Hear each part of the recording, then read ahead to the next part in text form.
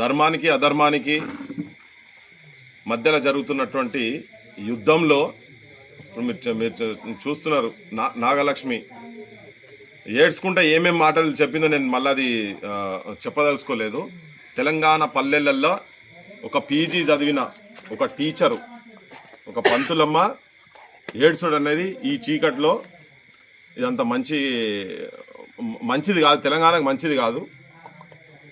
ఈ రౌడీజము, గుండాలు ఇట్లా ఊర్లల్లో పెట్టరేగిపోతేనే నక్సలిజం పుట్టింది, పోరాటాలు పుట్టినాయి, జనం తుపాకీ పట్టిండ్రు. ఏం చేసుకుంటావు, నువ్వు ఒక్కనే బతుకుతావు అని చెప్పి వాళ్ళ నాయన చెప్పిండు. ఒక దిక్కు జనజీవన స్రవంతిల కలవాలి నక్సలైట్లు అని చెప్పుకుంటూ ఇలా ఎన్కౌంటర్లు బయట ముచ్చట జరుగుతూ ఉన్నాయి.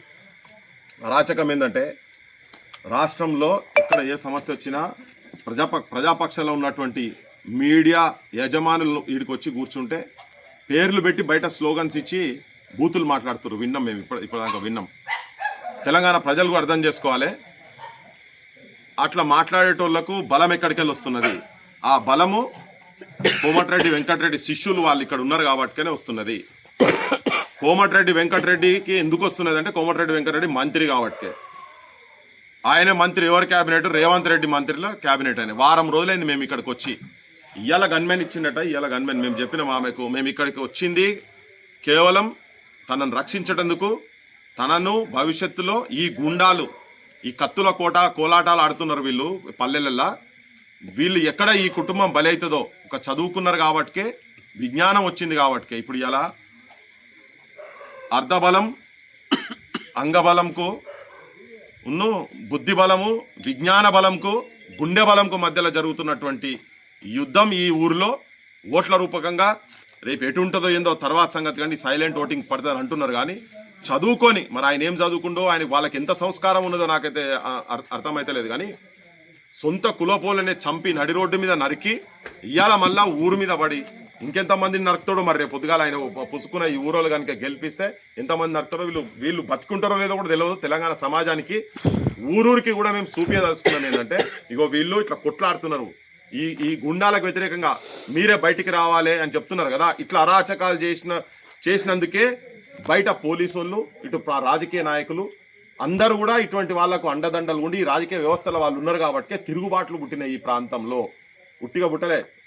రోకల్ బండలు పట్టుకొని చదువు రానోళ్ళు ఇక్కడ తుపాకులకు తోపులకు వ్యతిరేకంగా నిలబడి కొట్లాడినరు. ఆ స్ఫూర్తితోటి ఇలా ప్రజాస్వామ్యయుతంగా రాజ్యాంగం ఇచ్చినటువంటి హక్కు, ఓటు హక్కు, ఈ ఊరిలో సర్పంచ్ అయి ఊరికి మంచి చేసి ప్రజలను ధైర్యంగా వాళ్ళ హక్కులు వాళ్ళకు కల్పించి ధైర్యంగా ప్రజలతో పాటు మమేకమై వాళ్ళకు నాయకత్వం ఇచ్చేటువంటి ఆలోచనతో చదువుకున్నది కాబట్టి ఓటును నమ్ముకొని వచ్చింది. కానీ ఇలా వ్యవస్థ ఎంత ఘోరంగా ఉందంటే వారం రోజుల తర్వాత కూడా ఈ ఊర్లో పికెట్ లేదు, ఇంకా ఇప్పటివరకు పికెట్ లేదు. మేము వస్తుంటే కూడా మొత్తం గ్యాంగులు తిరుగుతూ ఉన్నాయి. సో మరి వీళ్ళని మాత్రం తిరగనిచ్చే పరిస్థితి లేదు. మరి పోలీస్ వ్యవస్థ ఏం చేస్తుంది జనం అయితే చూస్తున్నారు.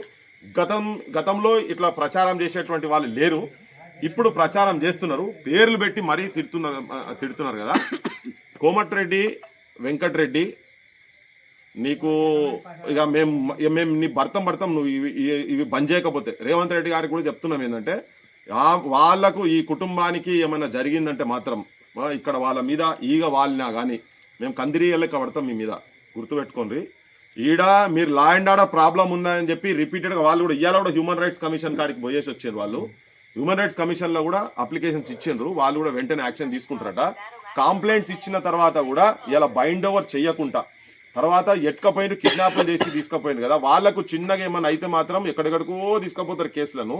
ఇప్పటిదాకా దాన్ని అటెంప్ట్ మర్డర్ కేసుకు పెట్టలేదు. ఇంకా నేను చెప్పిన ఇంకా భవిష్యత్తులో కూడా ఈ రంగంలో కానూన్ ప్రకారంగా తెలిసినటువంటి వాళ్ళని కూడా అందరినీ ఇక్కడ తీసుకొచ్చి కూర్చోబెడతాం. ఆ ఎక్సర్సైజ్ అయితే జరుగుతూనే ఉన్నది.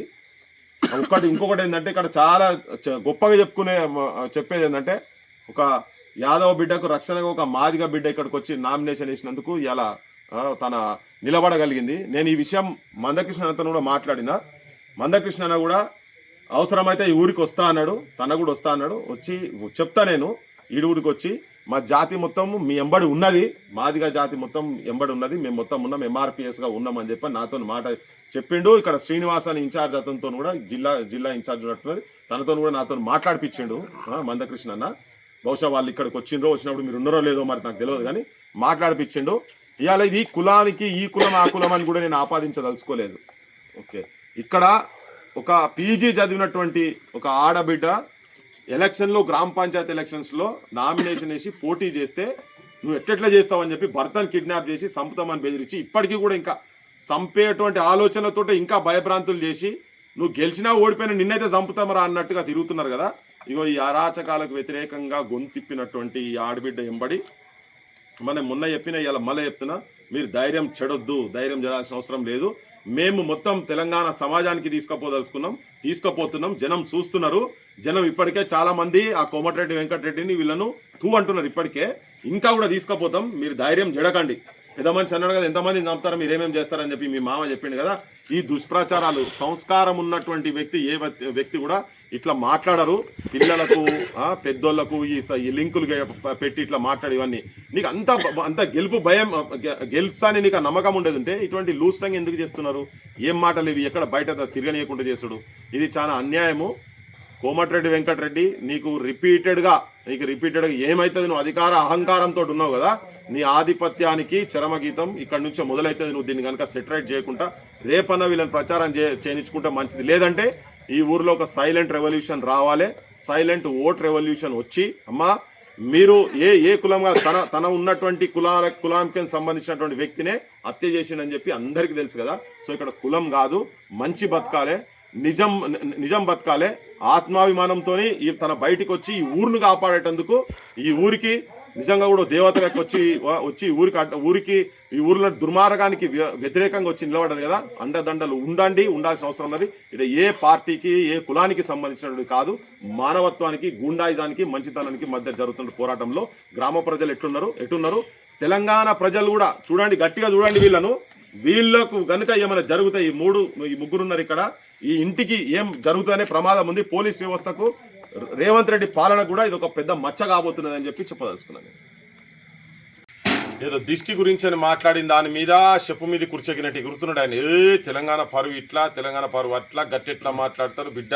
నేను సినిమాటోగ్రఫీ మంత్రిని, నీ సినిమాలు అట్లెట్లా నడుస్తాయి ఇట్లెట్లా నడుస్తాయి అని మామూలు పోజు కొడతలేడు, భుజాన్ని తిప్పుకుంటా. ఆ నరాల వీక్నెస్ మనిషి కదా. అయ్యా బుద్ధి ఉండాలి మీకేమన్నా.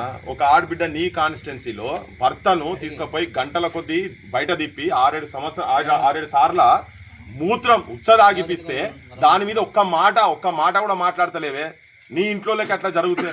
పిల్లల మీద చిన్న పిల్లలు, బడిపోయే పిల్లలు, వాళ్ళు మా నాయనేడి సాగు బతుకుల్లో ఉన్నదని తెలిసి వాళ్ళు రోజు ఏడుస్తుంటే కూడా నీ కనికరం రాలి, ఒక్క మాట కూడా మాట్లాడతలేవే. బుద్ధుండాలి రేవంత్ రెడ్డి. ఇటువంటి వాళ్ళని నీ క్యాబినెట్లో పెట్టుకున్నావు. నువ్వు కూడా దొంగలకు సద్దులు మోసినవి అయితే నువ్వు కూడా దొంగవే అవుతావు. నువ్వు ఆల్రెడీ దొంగవే, నువ్వు హోమ్ మినిస్టర్ కాబట్టికే నీ మీద ఆ బాధ్యత ఉంటుంది. ఎక్కడెక్కడ తీసుకుపోయినరో ఏందో ఇప్పటికీ వారం రోజులు అయిపోయింది తనని తీసుకుపోయి. వారం 10 రోజులు అయింది ఆల్మోస్ట్. 7 తీసుకుపోయినరు, టవర్లు ఉన్నాయి, సిగ్నల్లు ఉన్నాయి, ఎవరిళ్ళకి తీసుకుపోయినరు. ఇప్పటిదాకా నువ్వు జనం ముంగడ పెట్టాల్సిన అవసరం ఉన్నది హోమ్ మినిస్టర్ కాబట్టి నీ బాధ్యత. ఇప్పటివరకు నువ్వు పెట్టలేదు. అమ్మా నీకు మాత్రం చెప్తున్నాము, తెలంగాణ సమాజం మొత్తం నీ ఎంబడి ఉంటుంది. మంచిని కోరుకునే ప్రతి ఒక్కరు నీ ఎంబడి ఉంటారు. ఇటువంటి ఆలోచన నువ్వు ధైర్యం చేసిన వాటికి నీ ఎంబడి ఉంటారు. నువ్వు అధైర్యపడాల్సిన అవసరం లేదు. మేము ఎన్నిసార్లు అంటే అన్నిసార్లు వస్తాం. ఈ తోకపాటాకి వాళ్ళు అవుతాని భయపడేది ఏం లేదు. విన్నారా?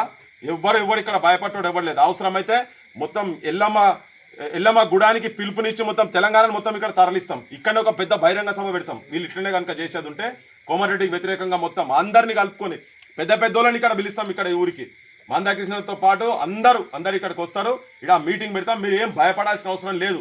విన్నారా? మీరు ఏడవకండి. ఏడుస్తే ఈ ఏడుపులో రేపు తర్వాత ఇంకేమేమి ఎట్టెట్టు పోతాయో నీ ఇంట్లో శోకానికి దారి తీసేటట్టు చూసుకోకు కోమటిరెడ్డి వెంకటరెడ్డి అని చెప్పదలుచుకున్నాం. ఇంకొకటి సెక్షన్స్ కూడా చాలా దారుణం. ఘోరం.